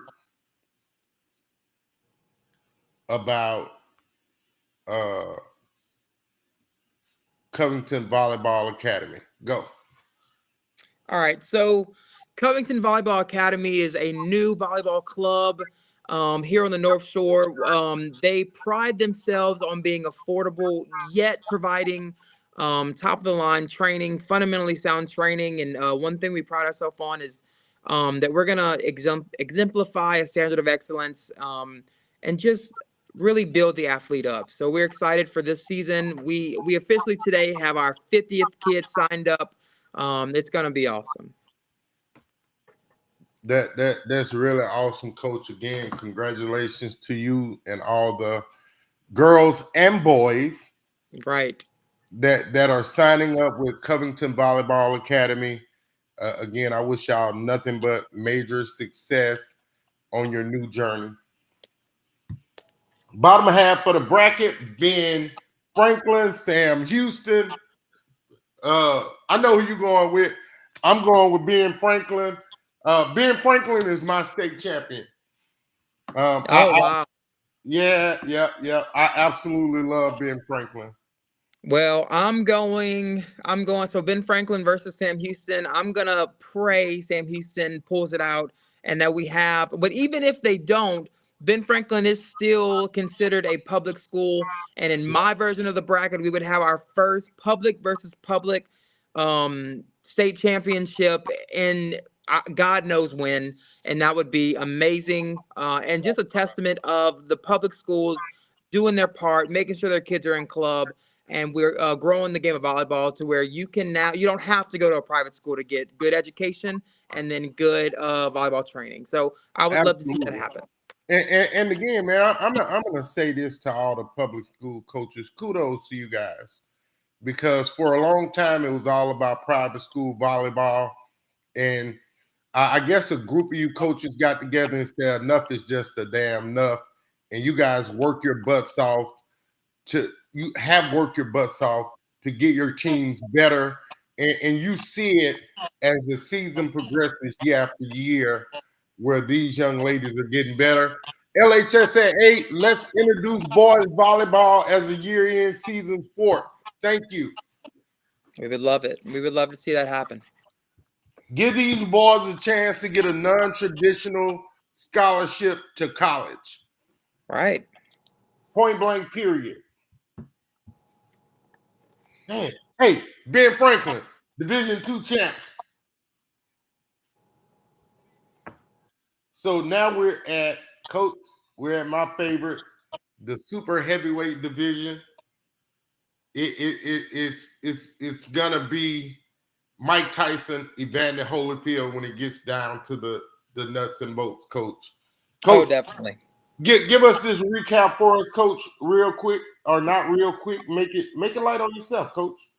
No, yeah. So we have first up, we have Slidell winning 3-0 over East Ascension. Oh, I won't speak too long on that one. You know. I forgot about that, man. I cried Saturday. You forgot, so huh? hard. Man, congrats to Slidell, man. I built a really great friendship with those parents. They are really great parents. Oh, yeah, for sure. Really good coach. Then we have Southside winning 3-1 over CE Bird. I just want to say just real quick, congrats to CE Bird on a phenomenal season, being ranked number 8. A northern school doing that successful, that's not Ruston High School, is awesome, and we love to see the growth of volleyball everywhere. We have our first true upset with number 12 North Shore winning over Fountain Blue High School. This is another district match. So the funny thing is that that is who Covington High played. We played North Shore our first round, and dude, we did amazing. We took the first set. North Shore responded, of course, going 3-1. But that's just a testament. I told you I would come back and talk about it. That's a testament of how amazing the North Shore is, right? So you have Covington versus North Shore round 1, and then we turn around and North Shore is playing another in-district person, Fountain Blue. If they would win against Hahnville, they'd play another in-district match against Slidell High School. So Right. you're seeing phenomenal volleyball all over, and it's going to be great. But then we have, after that, St. Joe's versus Hahnville, loses to Hahnville in 3 straight sets, which to me was a shocker. But Hahnville has been top tier the whole season. Then we have Mount Carmel, 3-0 over Barb. Again, a really, really great Barb school, Lake Charles school. Then we have Denham Springs losing out to Dutchtown, another in-district match for them. Then we have Central losing 3-1 against Archbishop Chappelle. Phenomenal coaches on both staffs. And then we have Dominican winning 3-0 versus Ponchatoula. I actually was in attendance to that game. And first set, I can tell you, I'm watching Dominican just be Dominican. And I mean, I am like, wow. You know, I've never seen all these schools like Dominican, and just to see them in person, I'm literally like, I'm close sitting in the stands, and I'm just watching these people beat up on Ponchatoula, and I'm like, dude. But then I gotta say, Ponchatoula came back and they fought their behinds off. I think it's an honor to get 20 points versus Dominican. I'm just saying. So for them to get 20 points in the next set and then 19 in the following, they did phenomenal. So, but now we are here in the quarters. We got Slidell and Southside. Give me 1 second, Coach. I need to make a correction. And that earlier in Division 4, I said that Dunham played C.E. Bird in the first round. Correction, that was Evangel Christian. Yeah. So my apologies on that. Sometimes you just go too fast. But yeah. I made a mistake in that case. And so forgive me, C.E. Bird, Yellow Jackets. Go ahead, Coach.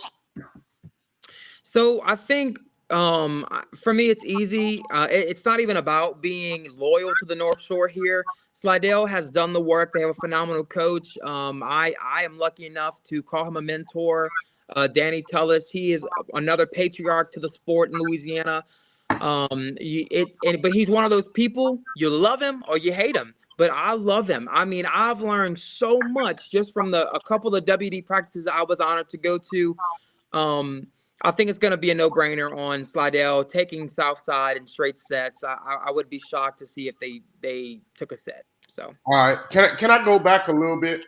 Yeah. I go back a little bit? Okay, so first off, again, hats off to Slidell. I watched the game from Arkansas, Little Rock. I was in Little Rock this weekend watching my son play, and again, I can't thank him enough.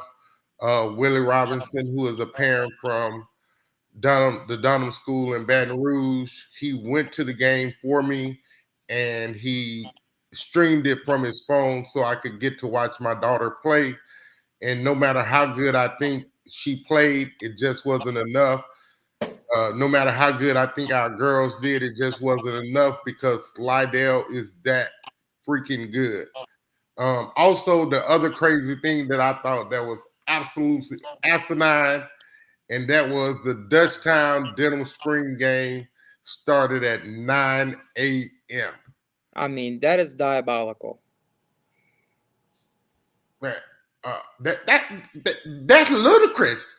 That's crazy. I would I'm telling you, you have to go to bed really early if you're Denham and Dutchtown to play a 9 o'clock volleyball game for a playoff game. And so that deserves some kudos to those athletes as well. Just to be disciplined enough to get up, because you got to get up at 6:30 to get to Denham, to get to the bus, and take that 45-minute ride from Denham to Dutchtown, to be there for 8 to get bus legs off of you, to get sleepy legs awake, and be ready to go by 8:50, because volleyball is going to start on time. Right. It's probably the only sport in planet Earth that's going to start on time. And so, again, man, that was crazy. when you look at Slidell, though, Coach, a great coach who's not just a great coach for Slidell, but for WD Nation. The girls that he coaches, not only do they listen to him, they admire him. Because he's just one of those coaches that all he's done is win. You might as well just play that song. All he do is win, win, win, no matter what. Like, that's just what it is. And we cannot, like, you just cannot discredit people when they do a good job. Slidell, this is his first year at Slidell as a head coach as well. Second year. Second, okay, my bad. When you look at that and what he's done, because we beat Slidell last year. And not saying that they were bad last year. We had probably more experience last year at EA from a personnel standpoint. And sometimes, again, skill beats will. But when will decides to be better, ain't nothing you can do about that. And that's what happened with Slidell. I think their will to be better and win, it came out and showcased itself in leaps and bounds this season. Right. And so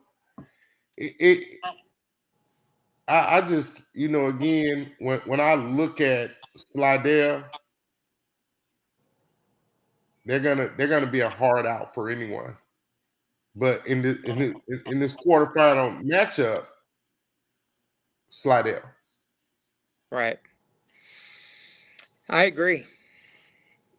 Southside has made it to the state tournament before. I think it was 2 years ago they made it all the way to the semis. So they're doing some good stuff at Southside. And you know this because Southside has only been open 5 or 6 years. Right. It's a totally new school. Next up, 4-12 matchup. Oh, and let me say this real quick too, Coach. We need to acknowledge this because this is really important. This is the first year that a Dominican or Mount Carmel team wasn't number one. Right. So you gotta tip your hats to Slidell for that too as well, to be able to fight all the way up from the middle of the rankings and get to the top of the mountain and then stay there. They've been number one for about 6 weeks. Oh, I mean, I was looking at it. They could have lost every game at one point and still been number one. They had almost 4 quality points above the rest of every other team in the power rank. So right. I mean, kudos to Danny. Dude, he's really doing well. He's putting in the time. He's very innovative. That's one thing I love about him. He always finds a way to make something out of nothing, and not out of the kids, but out of the skill and out of what he knows and what he needs to learn. He's a student of the game, truly. Right. 4-12 matchup, North Shore versus Hunville. Truth is still in effect, right, Coach? Yes. Hunville probably has the absolute very best outside hitter in the state. She is monstrous. She's another young lady that explodes probably close to 11 feet on her vertical jumps. They're really good. Yeah, I think Hanville has that outside Mariah who is committed. I'm not sure if she's announced where, so I won't name that. But she is going to do phenomenal things. I think that for North Shore, who is on the shorter side when it comes to outsides and middles, that they're going to have to be a really, really great passing team, which they are, leaps and bounds, and really ball control. They have a very, very offensive middle. Her name's Emily. She is amazing. She's good at ball placement, offensively and defensively, and just really, really good. I would have to say, though, Hanville, they're probably going to walk away with this win, but I could see it going to a 4 or 5 set game. Hey, Kalisa Tolis is going to have to be special from the outside position because, again, Hanville's outside. She's not going to miss very many. And she is another player in our state that just has great ball placement. Oh, yes. I mean, but really for North Shore, I think what's going to be the difference for them in Hanville is if Mariah Hammond can get going. I mean, she is their middle blocker 1, and she's phenomenal. She places ball. She runs slides. She's very, she does well laterally. So she's always closing the block. She's going to be something for Mariah to look out for when she is playing when they are matched up in the front together. So Right. Up next. Oh, we can give a winner. Oh, Hanville. Yeah, I think Hanville will take it. Hanville. Up next.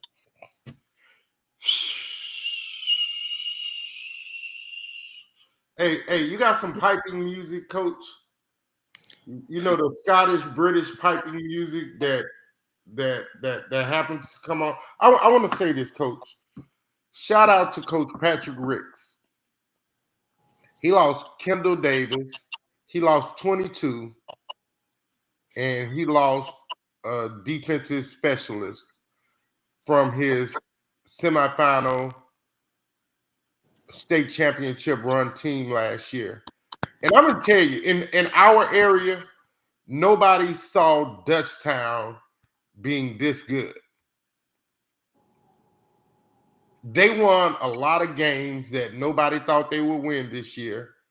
And they won district, which everyone thought that EA would win district. And so Ani Aniston, I think her name is, number 21. She plays all around. She's their unequivocal leader. Oh yes, Anaya.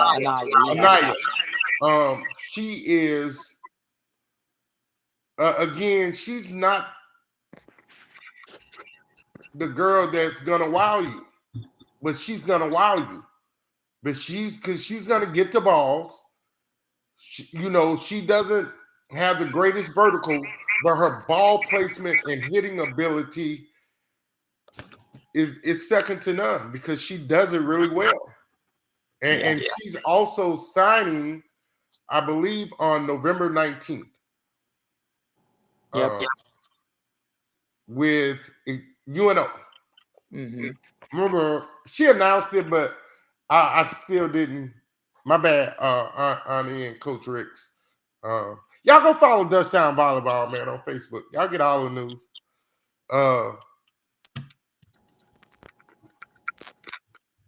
Very experienced coach and Coach Patrick Ricks. But the basketball short girls are like that. They are amazing. The basketball short. I wish the LHSA make a rule that every team got to wear basketball shorts. It would be crazy. No, it'd be much better. Much better. I promise you it would. LHSA, I know y'all watching. Make that rule up. Make that amendment to the rule. Every team has to wear. And I saw another team that had on no pocket shorts.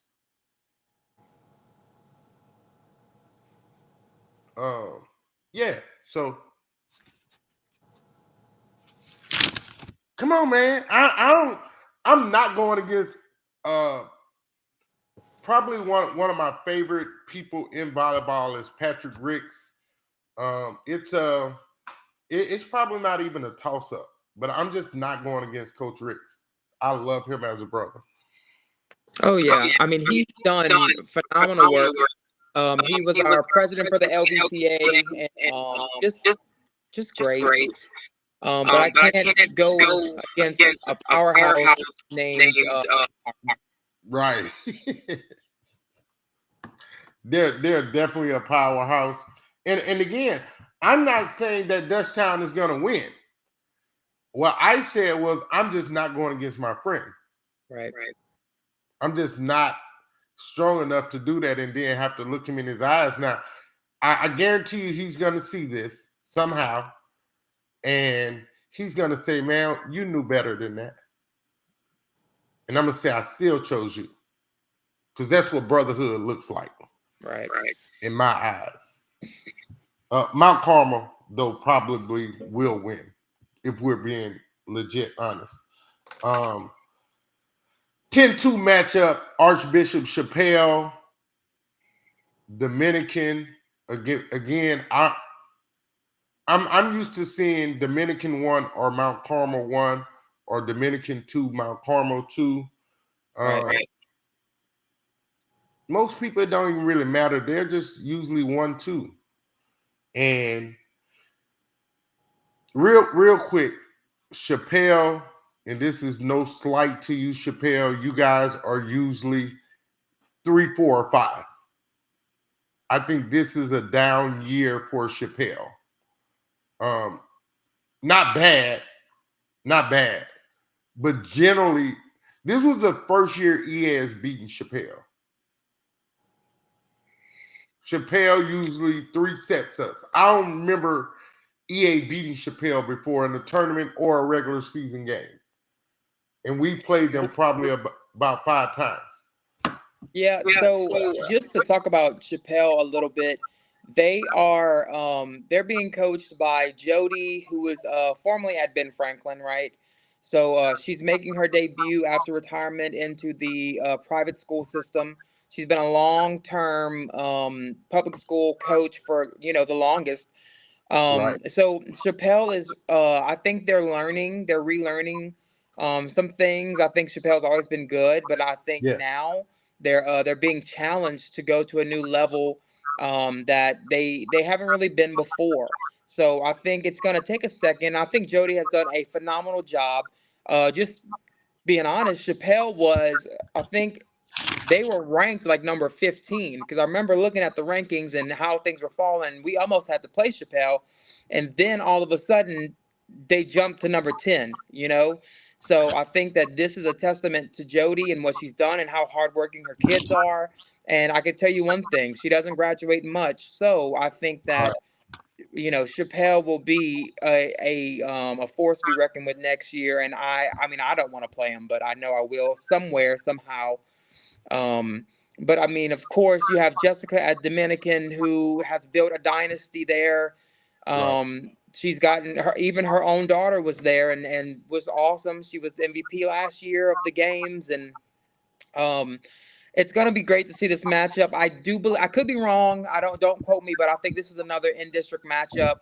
I believe Versus Chappelle and Dominican, but I think that Dominican will go out on top. I am just happy that for once we know for a fact a public school will be in the finals, which is amazing. Due to how the seeding has fallen, with Dominican being 2 and Mount Carmel being 3, that which is usually a championship game. Throughout the years, it's usually been either Mount Carmel and St. Joe, or Dominican and St. Joe, or Dominican and Mount Carmel, and now we're seeing them play each other in the semis. I definitely think that Mount Carmel may take the win just because I think they're 1-1 right now, but you never know. Hey, I'm gonna say this, man.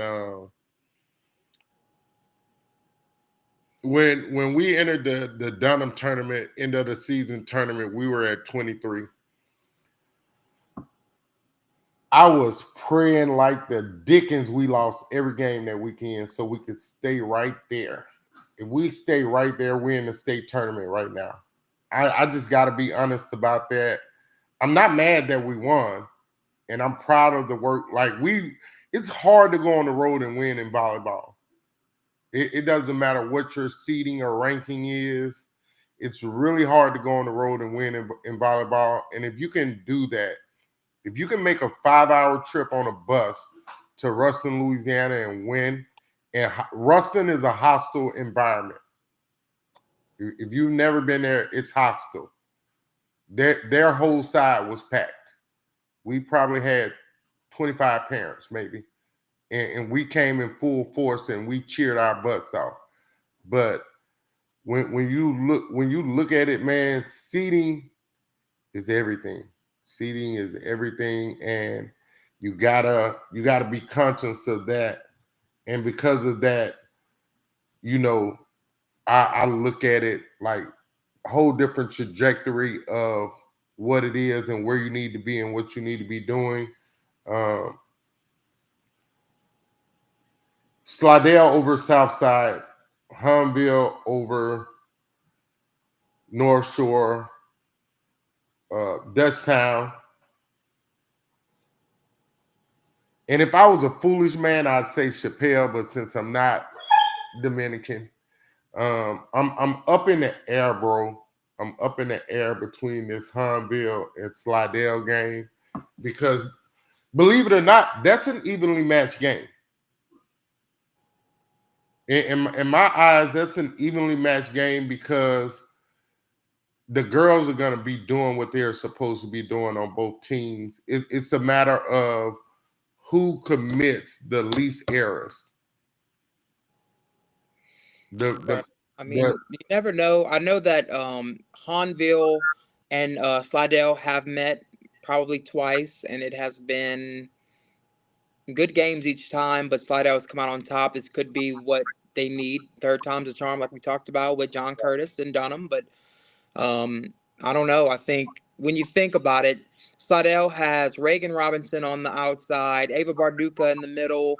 I mean, they have Ava Labat at center. You have these kids who are just amazing, and and like what I'm saying is they have all the different parts that they need. And I'm not discrediting Hanville. They have a phenomenal libero. They have, but I just remember the outside and maybe a middle. I'm not gonna sit here and lie, like, and it's not because Slidell is in my district, so I know those kids. No, I love good volleyball, and when I remember a kid, it's because they made me remember them for something they did. Just a little quick story. I remember watching Destrehan when I was at Baton Rouge High at the Bruley tournament, and Riley Bourne went up and cracked a ball, and I mean, it made this sound, and I just erupt like, whoa, what was that? Like, that is what I'm talking about. And that's what Slidell does. They make you remember them. So I mean, I would love to see Hanville, and I would love to see them get there for all the things that coach has done. She's pioneered for that school.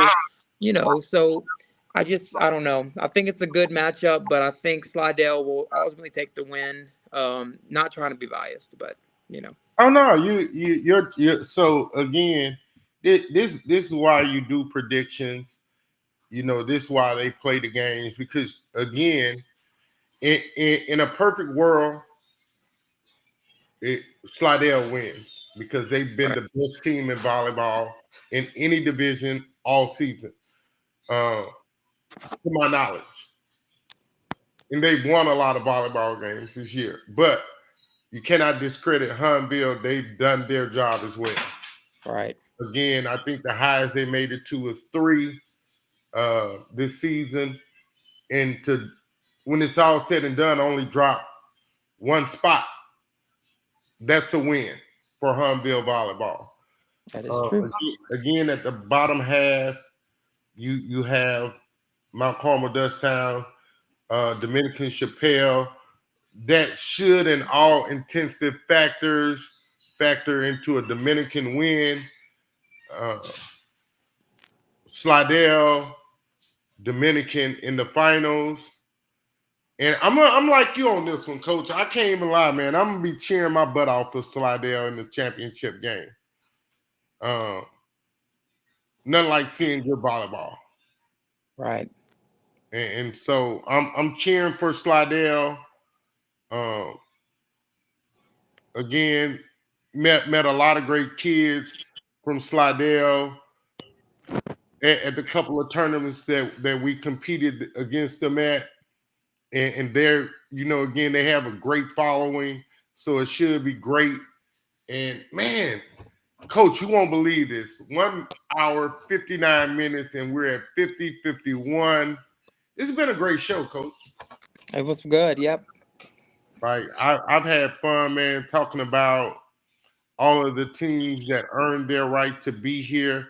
I'm grateful to you, and I know that you have a super tremendously busy schedule in your everyday volleyball life, which has nothing to do with you just propping your feet up and relaxing. And so thank you. I can't thank you enough. This was a lot of fun to me. Oh yeah, I've enjoyed it.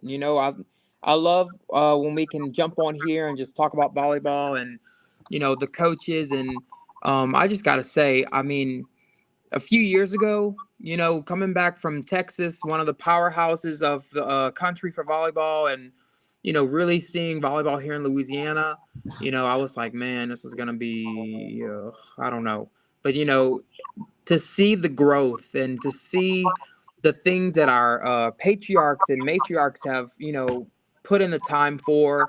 We're really seeing the state of Louisiana really being able to compete with anybody and everybody.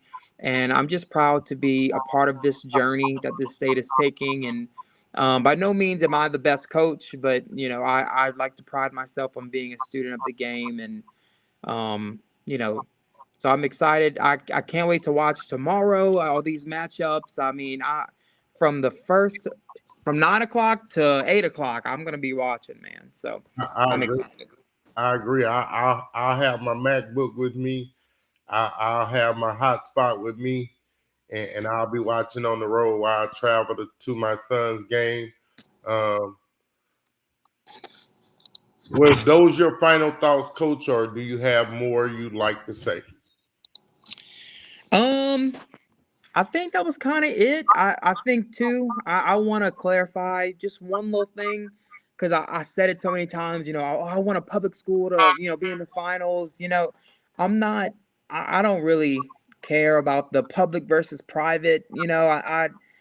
I just love good volleyball. And to see the public schools actually, beating these big name powerhouse private schools is great. I think it's great for our state. I think it's great for the kids. I'm excited for the growth of this state and the sport. So just thank you for having me on. Thank you for giving me an outlet to just kind of share my thoughts and opinions, and I'm always grateful to be on, and always take the opportunity to be on with you. Man, I'm even more grateful that a man of your stature in volleyball. You may not think, I think you're a phenomenal coach. I've watched you over the last 4 years give your heart and soul to the teams you've coached and been involved with. You're respected.